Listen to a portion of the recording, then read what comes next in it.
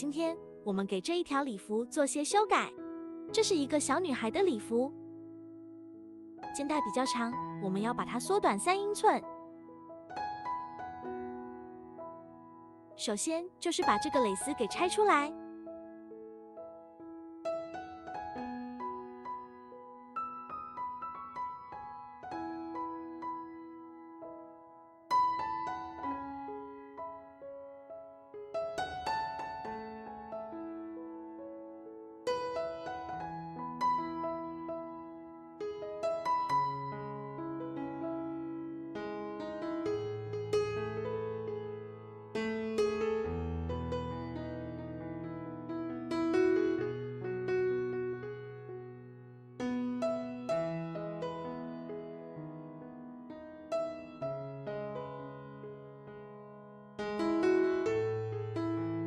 这个肩带长12英寸，我们只需要把它裁短3英寸就可以了，把它量出3英寸。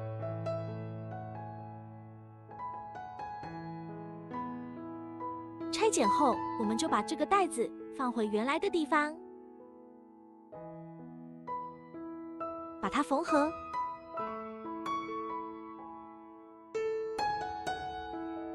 就把这个带子放回原来的地方，用大头针把它固定好。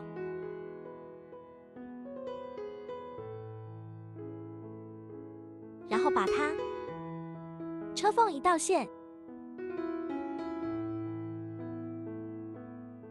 这样就把它固定好了。同样，另外一边也一样把它固定好。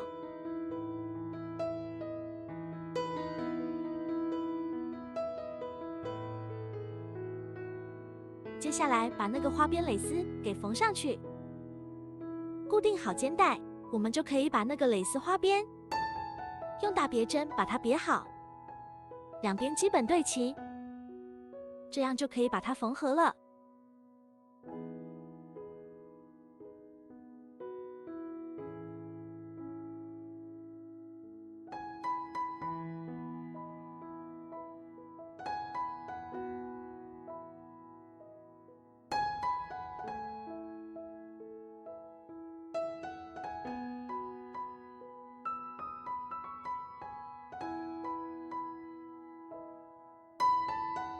缝的时候要沿着这个花边的，